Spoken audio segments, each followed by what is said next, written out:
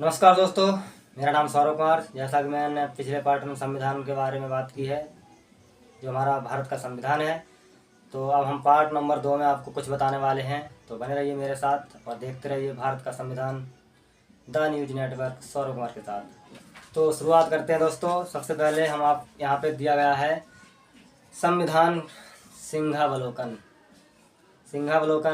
सिंहावलोकन जो है वो कहते हैं सिंह के जैसे अवलोकन करते रहना, पीछे देखते रहना और आगे चलते रहना। पीछे भी जो बातें हो गई हैं वो छूटनी नहीं चाहिए, याद बनी रहनी चाहिए और उसको याद करके आगे बढ़ते रहना चाहिए पीछे देखते हुए।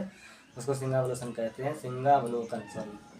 तो शुरू करते हैं। यहाँ पे लिखा हुआ राष्ट्र के रूप में हमारा देश 15 अगस्त 1947 को विश्व के मानचित्र पर अंकित हुआ।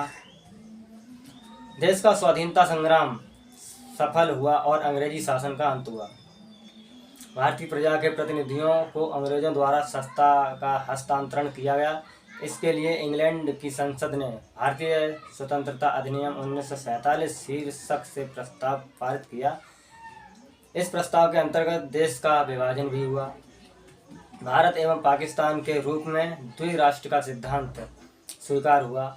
सिंध, बलूचिस्तान, पश्चिमी पंजाब, पूर्वी बंगाल, उत्तर व पश्चिमी सीमांत प्रदेश व आसाम तथा सिलहट के भूभाग को छोड़कर संपूर्ण भारतीय भूमि को भारतवर्ष का क्षेत्र स्वीकार कर लिया गया। उक्त अधिनियम में अन्य धारा यह भी थी कि दोनों देशों की संविधान सभाओं को अपने अपने देश के लिए संविधान बनाने, अंगीकार करने एवं ब्रिटिश संसद द्वारा पारित किसी भी कानून का परिवर्तन करने की संपूर्ण प्रभुता होगी। इस अधिनियम के पारित होने से पहले 1946 में ब्रिटिश कैबिनेट मिशन योजना के अंतर्गत अखिल भारत के लिए संविधान बनाने हेतु एक संविधान सभा का गठन किया गया था। इस सभा की प्रथम बैठक 9 दिसंबर 1946 को आहूत की गई। जो सभा बुलाई गई, बैठाई गई, बनाई गई, लेकिन एक संपूर्ण प्रभुत्व संपन्न सभा के रूप में इसका दूसरा सम्मेलन 14 अगस्त 1947 की संध्या को आयोजित किया गया। इसमें अंग्रेजों से सत्ता प्राप्त की गई। प्रसिद्ध ऐतिहासिक दिवस 15 अगस्त 1947 को रात्रि ठीक 12 बजे भारतवर्ष के रूप में नए राष्ट्र का जन्म हुआ और तत्कालीन विश्व मानव जाति के छठे भाग के लिए राजनीति आज़ादी हासिल हो गई।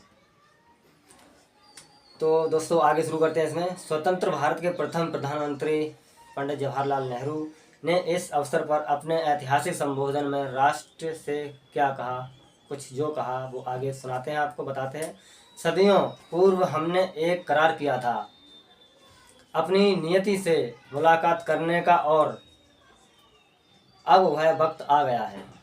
तो क्या वक्त आ गया है कि हम अब उस वचन को पूर्ण ही नहीं करना, उससे एक जीवंत रूप ही देना है। आधी रात को जब आधी दुनिया सो रही होगी, भारत नव जीवन प्राप्त करके जाग जाएगा। यह समय सतही बातों और विध्वंसक आलोचनाओं का नहीं है। तो दोस्तों आपने इसमें देखा, आलोचना का समय नहीं है, विध्वंसक बातों का ध्यान जो भी है। आगे शुरू करते हैं और बताते हैं आपको। अब तो हमें स्वाधीन भारत के उस सुंदर भवन का निर्माण करना है जहां उसकी सभी संतानें सुरक्षित रह सकें। इसमें जो लिखा है और आगे आप देख पा रहे हैं कि यहाँ पे लोग कितने सुरक्षित रह पा रहे हैं, एक दूसरे को आपस में लाड़ मार रहे हैं, जैसे झगड़ रहे हैं। ठीक है, उसको हम बाद में लेंगे, फिलहाल इसमें चर्चा करते हैं और बात करते हैं, आपको आगे बताते हैं। महात्मा गांधी तब पहले शख्स थे जिन्होंने भारतवर्ष के लिए संविधान सभा बनाए जाने की आवश्यकता का अनुभव किया था। तो गांधी जी के बारे में सभी जानते हैं। तो उन्होंने जिस आवश्यकता जिसकी पड़नी थी या जो भी था, उन्होंने इसके बारे में बताया, अनुभव किया था। तो उनके द्वारा 1922 में ही यह स्पष्ट कर दिया गया था कि राजस्व को संसद का उपहार न होकर प्रजा की इच्छा से उत्पन्न होना चाहिए। उनका कथन था, स्वराज्य की अभिव्यक्ति संसद के अधिनियम के द्वारा ही होगी, किंतु वास्तव में वह भारतीय इच्छा का समर्थन होगा। इसके उपरांत भी 1935 तक भारतीय राष्ट्रीय कांग्रेस का पूर्ण स्वराज्य के विषय से आशायित ऐसी कोई टिप्पणी देखने को नहीं आती जिसमें भारतीय राष्ट्रीय कांग्रेस ने संविधान सभा की जरूरत पर जोर दिया हो। देख रहे हो आप इसमें क्या लिख रहा है। आगे बात करते हैं। भारतीय राष्ट्रीय कांग्रेस के प्रवक्ता बतौर पंडित जवाहरलाल नेहरू ने 1938 में लिखा था, भारत राष्ट्रीय कांग्रेस स्वतंत्रता और लोकतंत्रात्मक राज्य के प्रतीक हैं। उनकी राय है कि किसी भी बाह्य हस्तक्षेप व दबाव के बिना वयस्क मतदान के आधार पर निर्वाचित संविधान सभा के द्वारा स्वाधीन भारत के संविधान को बनाया जाना चाहिए, क्योंकि दूसरे सभी विकल्पों में क्रांति की संभावना से इनकार नहीं किया जा सकता है। इस तरह से निर्वाचित सभा अखिल भारतीय प्रजा की प्रतिनिधि सभा होगी। छोटे राजनीतिक दलों के महत्व रहित सांप्रदायिक सवालों में रुचि लेने के बजाय वह संपूर्ण भारतीय प्रजा की सामाजिक व आर्थिक समस्याओं को सुलझाने एवं उनका उपाय तलाशने का प्रयास करेगी, जहां सामुदायिक व दूसरी तमाम समस्याओं का समाधान बिना कठिनाई के हो सकेगा। यह विकल्प प्रजा के सभी वर्गों व समुदाय के हितों में होगा। तो ये हो गया हमारा पार्ट 2। अब आगे बात करेंगे पार्ट 3 में।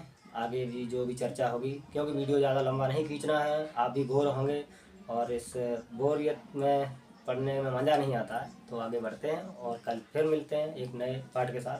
तब तक बने रहिए मेरे साथ। मैं Saurabh Kumar, the news network. धन्यवाद।